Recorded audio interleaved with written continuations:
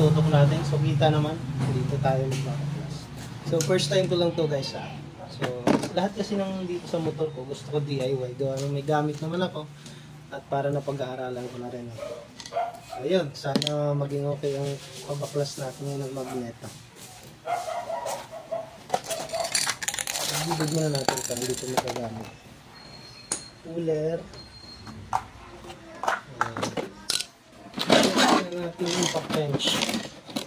So ito yung niram ko ng kaibigan ko. So goods naman.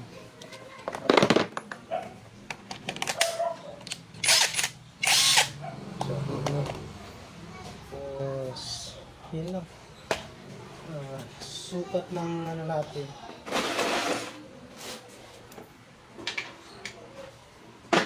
Siguro yan, 10 yung size dito.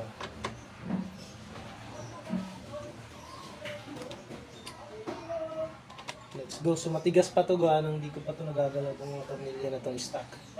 Ang mga stock kasi ng tornilyo is may lock talaga yung pinapatak doon, kaya matigas.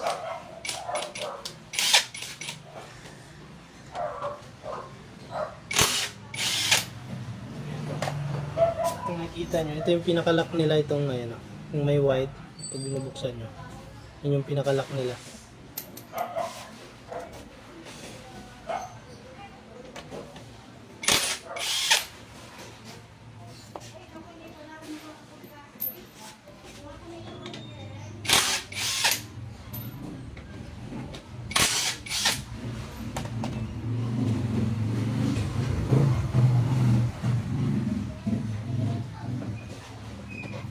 Ayun, goods naman pagka baklas ko. Ito yung bumungan. So makita ko sa inyo.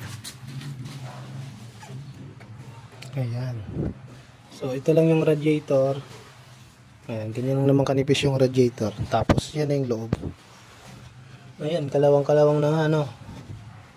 So kailangan siguro mabaklas to or ano. Pero baka kaya naman masingit dito yung pa-wrench. Gawa na lang ng paraan. So, ayun na naman, itong tornilyo din mga tatanggalin. Tapos, matatanggal na natin yung magneto sa loob. So, try natin. Ito muna.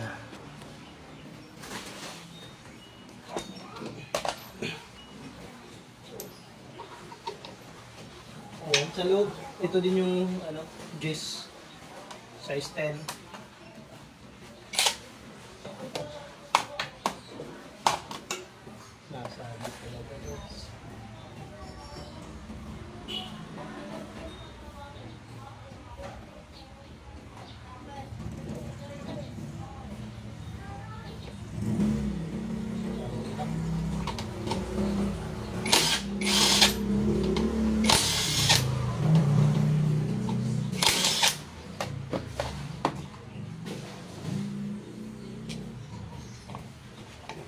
Yan, tanggal ko na yung pan.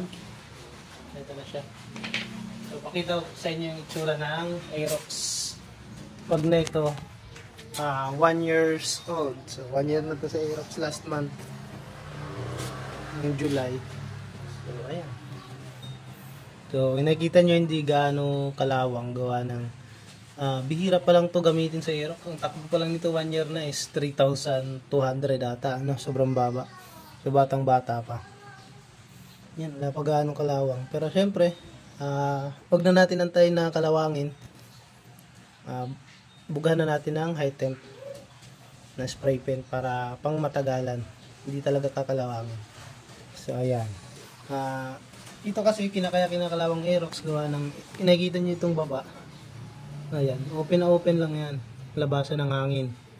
Kaya napansin minsan, pag umiikot na ang motor, pag tutok mo dito sa ilalim, dito sa may tambutso, may hangin dito. Dati akala ko singaw, so nung napansin ko may butas. So dahil nga dito sa magneto. So guys, di ako expert dito sa mga ganito ha.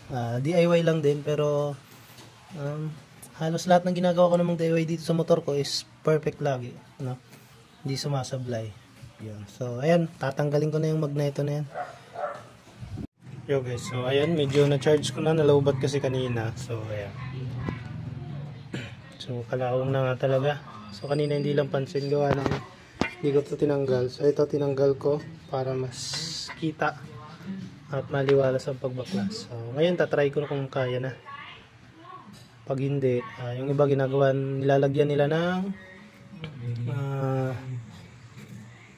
ano ba tawag to? Brake fluid. Kasi mainit yung brake fluid para lumuwag. So try ko muna yung walang brake fluid. So na-try ko kanina, medyo maano talaga. Medyo matigas. So ngayon tatry ko.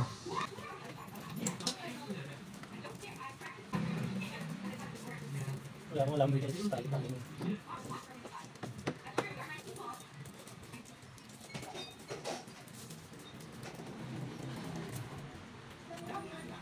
Ayan, kita na.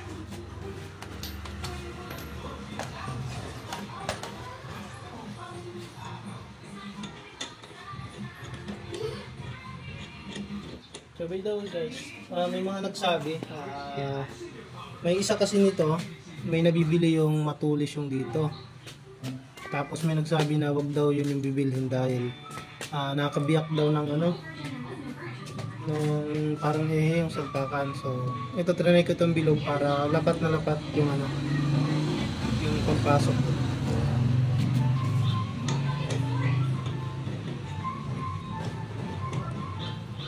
Sana mabaklas na kasi kanina ayaw. 70.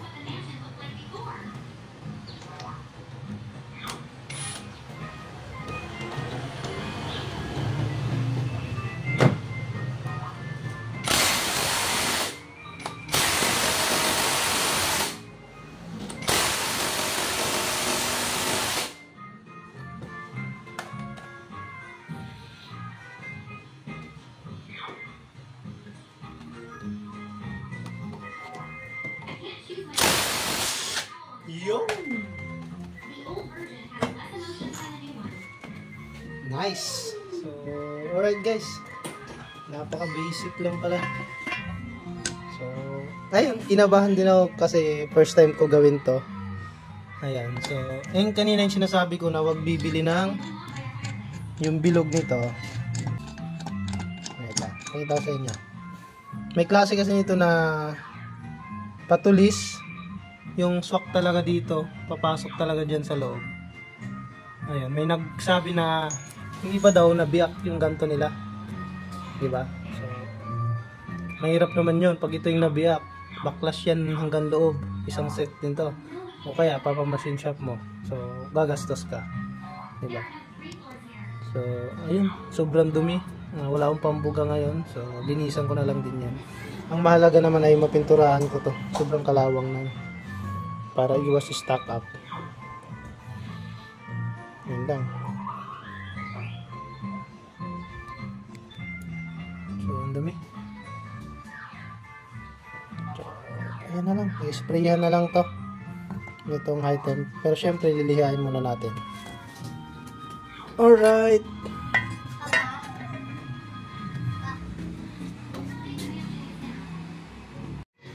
Yo guys, so ayan, hindi naman siya sobrang dumi talaga, maalikabok lang. At wala din na ako ditong spray, parang EPI cleaning, CVT cleaner. Yung kasi kadalasan iba binubuga dito, so hindi naman makalabas, gawa ng wala akong gagamiting motor, hindi pwede itong gamitin. So ayan, brush na lang muna, hindi naman sobrang dumi. Dahil 3,000 pa lang naman tinatakbo nito. Ayan, so makikita nyo, sobrang linis na kahit brush lang. So, ayan, puproceed na ako sa... Ayan mo yun siya. Ayan, ihip lang. Sige po. Ayan. Tapos, nakita ko pa itong ano ko dati, pinang-rat lock ko sa pipe, sa Raider ko dati. So, ito yung clear. Lalagyan ko na rin ng clear to, top coat. Para solid. Bilis magkalawang eh, no? Ayan. So, magneto check. Alright. So, goods na goods. Bagong bago. Brush lang guys. Tapos, pinturahan ko ito mamaya. Ayan lang. Pakita ko na lang ulit mamaya pag ikakabit na natin. Yo guys. So, ayan. Malinis na. Kumpara kanina. Ayan. So, inayos ko na talaga lihain yan. Ayan. So, pipinturahan ko na lang to ng glossy black. Ito. Alright. So, bago ko isalpak dyan, sprayan ko muna. Okay, so, first layer muna, manipis lang.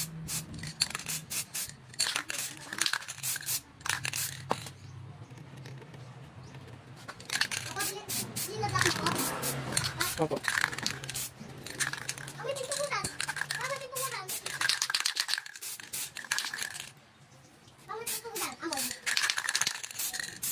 So, manipis lang muna, tapos tatlong patong gagawin natin yan. Ayan. So, ayun guys, ay pinapatuyo ko lang yung magneto. Pininturahan ko. Ayan, so makalat tayo. So, yan yung mga tornilyo. Kalat-kalat lang. So, lahat naman alam ko kung saan yan. Tapos, ito yung magneto natin. Pinapatuyo ko. Yung pinaglinisan kanina. Ayun, sobrang kalawang talaga niya. Ito yung magneto.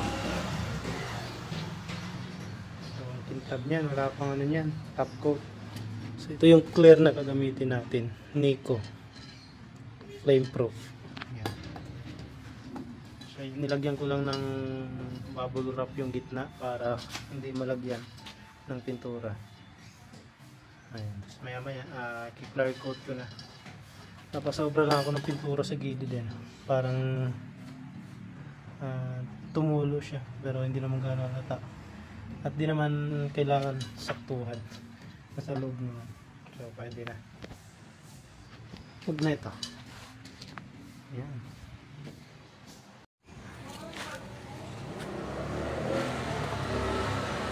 So, isalpa ko na.